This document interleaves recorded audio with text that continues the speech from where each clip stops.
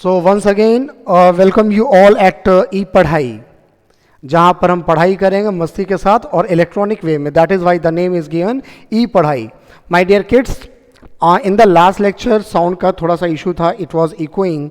मुझे फीडबैक्स भी आया कि इको था, तो मैं समझ सकता हूँ कि हाँ यस इको था.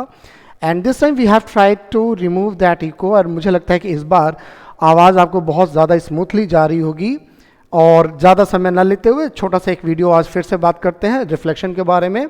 In the previous lecture, we were talking about the reflection of light, and we have seen whenever a ray of light that is incident towards a plane mirror or any surface and it bounces back in the same medium, that is called reflected ray.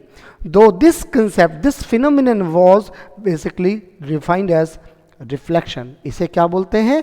Reflection बोलते हैं, परावर्तन बोलते हैं. अगर मैं हिंदी में कहूँ तो जब कोई प्रकाश किरण किसी सतह की ओर आपतित होती है और टकराकर वापस लौट जाती है तो इस घटना को परावर्तन कहा जाता है. नाउ अगर हम यहाँ पर देखें तो जो इंसिडेंट रे है और जो आपका नॉर्मल है, इनके बीच में जो एक एंगल बन रहा है, इस एंगल को कहते हैं इंसिडेंट एंगल, है ना. ये जो एंगल है एंगल ऑफ इंसिडेंस कहा गया, या जिसको हम कहते हैं आपतन कोण. क्लियर है? हिंदी में अगर कोई आपतित किरण और अभिलंब के बीच का जो कोण है उसे कहते हैं आपतित कोण. इसी प्रकार से अगर हम बात करें the angle between the normal and the reflected रे, that is called angle of reflection या परावर्तन कोण होता है. तो नियम क्या कहता है? रिफ्लेक्शन के दो नियम हैं. पहला नियम तो ये देखो, आपने देख लिया कि I इक्वल टू आर लिखा हुआ है ना. I equal to R, angle I मतलब आपतन कोण और परावर्तन कोण सदैव बराबर होते हैं. अगर हम लॉज की बात करें तो let us find these laws. So the number one we are having here, that is the angle of incidence is equal to the angle of reflection. मतलब जो आपतन कोण है और जो परावर्तन कोण है ये सदैव बराबर रहेंगे, बराबर होते हैं. This is the first law what we are having. और दूसरा अगर हम बात करें तो देखो दूसरा हमने क्या लिखा है भाई? दूसरा हमने लिखा है the incident ray the normal to the mirror at the point of incidence and the reflected ray all lie in the same plane. सभी क्या होंगे? एक ही प्लेन पर लाई करेंगे. जैसे कि आप यहाँ देख पा रहे हो, incident ray, reflected ray, normal, तीनों एक ही जगह पर है ना. तो ये तो हमने पढ़ा था रिफ्लेक्शन के बारे में जो लास्ट टाइम पे हमारा डिस्कशन था. अब उसके आगे हम बढ़ते हैं आज. ठीक है, हम कंसेप्ट लेंगे प्लेन मिरर का. प्लेन मिरर है क्या? समतल दर्पण जिसको आप इंग्लिश में कहते हैं. Let us find this plane mirror. होता क्या है? एक मिरर है जिसके ऊपर हमने पीछे एक पॉलिश कर रखी है, जिस पॉलिश को कहते हैं सिल्वर की पॉलिशिंग होती है, सिल्वर ब्रोमाइड. और ये आपको मिल जाता है एक मिरर, राइट. तो अब इस मिरर के बारे में ज़रा समझा जाए कि यहाँ पे काम कैसे करेगा. देखिए, ये एक सिंबॉलिक रिप्रेजेंटेशन है किसी भी मिरर का, जिसमें एक सरफेस को हमने पॉलिश कर रखा है, पीछे देखो दिख रहा है, और एक सरफेस स्मूथ है जिसको हम कहते हैं रिफ्लेक्टिंग सरफेस. जिसे क्या कहते हैं बेटा हम? जिसे कहते हैं रिफ्लेक्टिंग सरफेस. ठीक है, ये क्या है आपका? रिफ्लेक्टिंग सरफेस है. क्लियर है? तो रिफ्लेक्टिंग सरफेस पर ही अगर कोई लाइट रे इंसिडेंट करेगी तो उस इंसिडेंट के बाद वहाँ पर आपको रिफ्लेक्शन का फिनोमिनन देखने को मिलेगा. ठीक है,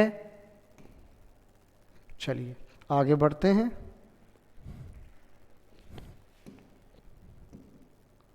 आई थिंक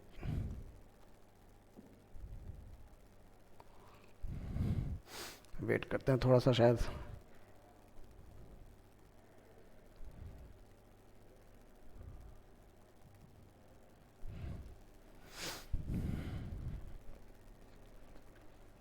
मे बी शायद थोड़ा सा रुक गया है. एक मिनट देखते हैं.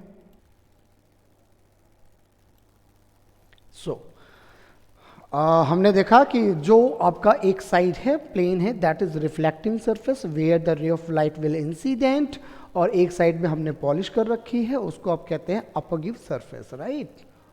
चलिए आगे बात करते हैं इसके. Now types of reflection. Today we will discuss about the types of reflection. How many types of reflection we have? So we are having two type of reflection. दो तरीके के रिफ्लेक्शन होते हैं बेटा.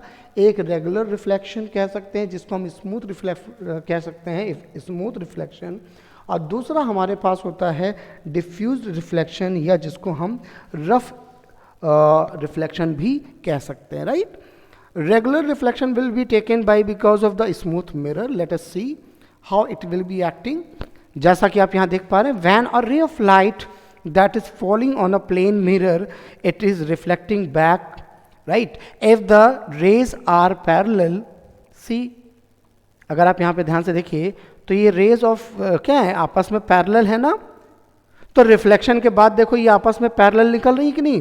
तो दिस काइंड ऑफ रिफ्लेक्शन जहाँ पर एक कोई स्मूथ सरफेस है और रे ऑफ लाइट इंसिडेंट होती है और इंसिडेंट होने के बाद वापस आपकी लौट जाती है, तो that is called smooth reflection. That is called as smooth reflection. ठीक है भाई. चलो दूसरे पर आते हैं.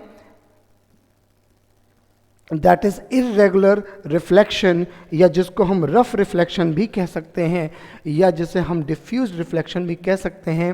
When the surface is not smooth. Surface कैसा है, रफ सरफेस है. We are having the rough surface.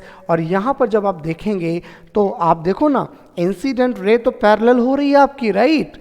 लेकिन जब आप रिफ्लेक्टेड रे की बात करोगे तो देखो ना क्या हो रहा है. मजा आ गया कि नहीं मजा आ गया. After reflection these rays are not parallel. Why they are not parallel? Because surface कैसा है, खुरदुरा है, रफ सरफेस है. तो रफ सरफेस में आपको इर्रेगुलर रिफ्लेक्शन देखने को मिलता है. जब हम एग्जाम्पल्स की बात करेंगे तो देखते हैं, जब हम reflection through the smooth surface की बात करते हैं तो हमें यहाँ पर एग्जाम्पल्स मिलते हैं plane glass, like still water and all. But whenever we are having the irregular reflection, we can have the concrete wall or the running water, right? Water has some ripples as well. तो वहाँ पर आपको ये दो irregular reflection देखने को मिलेगा. Regular reflection को ही आप कह सकते हैं smooth reflection as well, और irregular reflection को आप कह सकते हैं basically rough reflection, or we can say diffused reflection. We can say diffused reflection as well, right? तो ये आपको कहने को मिल जाएगा, यहाँ पर आप ये कह सकते हैं. चलते हैं इसके आगे बात करते हैं हम. इसके आगे हम देखें अगर तो यहाँ पर क्या मिल जाएगा आपको, ध्यान से देखिएगा. तो ये तो बात हो गई रेगुलर रिफ्लेक्शन और इरेगुलर रिफ्लेक्शन की बात. Now characteristic of the image obtain in a plane mirror. जब भी हम किसी प्लेन मिरर की बात करते हैं तो प्लेन मिरर में जो इमेज मिलता है उसकी क्या कैरेक्टरिस्टिक्स होती हैं. तो point number 1, the image that we will be having, it will be the erect and the same size. Erect और सेम साइज कहने का मतलब क्या है, मान लो ये एक मिरर है आपके पास, कोई प्लेन मिरर है और यहाँ पर आपने कोई एक ऑब्जेक्ट रखा है, तो इस इमेज का जो डायमेंशन होगा, जो ओरिएंटेशन होगा, सेम वैसा होगा जैसा कि ऑब्जेक्ट का है. जैसे मेरी खोपड़ी अगर ऊपर है तो इमेज में भी खोपड़ी ऊपर ही दिखेगी, जैसा कि आप अपनी अलमीरा में शीशे में देखते हैं. और साइज भी वही होगा, जो साइज आपकी ऑब्जेक्ट का है वही साइज आपके इमेज का भी होगा, राइट. तो the image formed in the plane mirror will be erect as well as of the same size. ठीक है, ये पहला पॉइंट आपको देखने को मिलता है यहाँ पर. सेकंड पॉइंट की अगर हम बात करें यहाँ पर तो ध्यान से देखिएगा. These are the animation, you can see that this is your object. और देखो ऑब्जेक्ट का ही इमेज सेम साइज का और इरेक्ट इमेज है. ठीक है. Now the second thing that we are having, that the image is at the same distance behind the mirror as the object is in front of it. कहने का मतलब क्या है भाई, इस पॉइंट को भी जरा समझा जाए.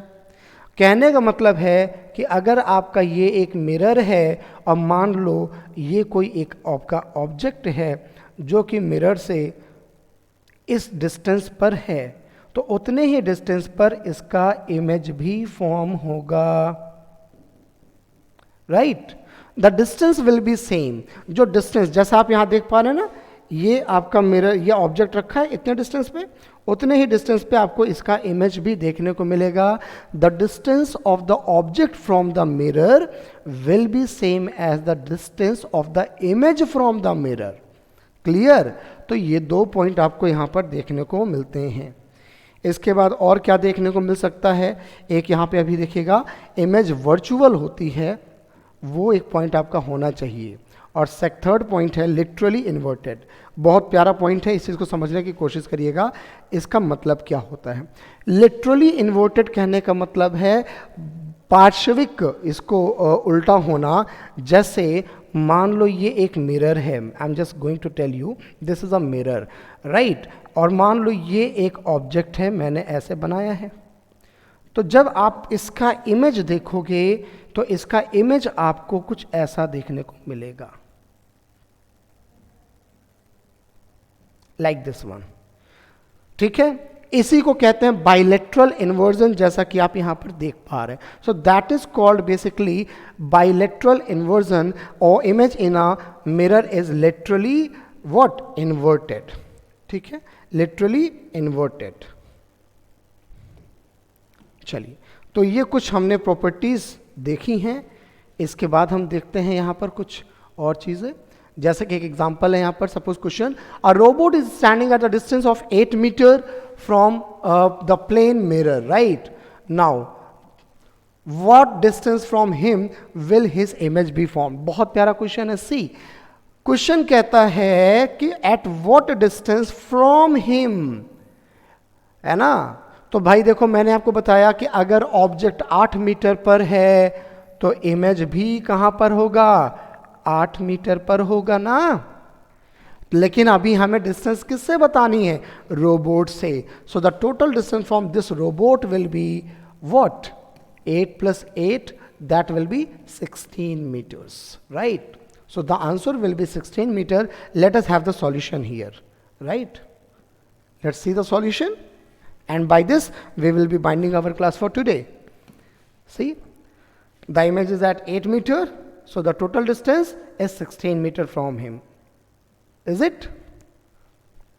चलिए, अब इसी में और ले लेते हैं। कहता है कि अगर वो 2 मीटर टुवर्ड्स द मिरर चले, अगर वो मिरर की ओर 2 मीटर चलता है, तो बताइए, अगला क्वेश्चन देखो, चल रहा है ना रोबोट, तो इधर से इमेज भी तो 2 मीटर चलेगा।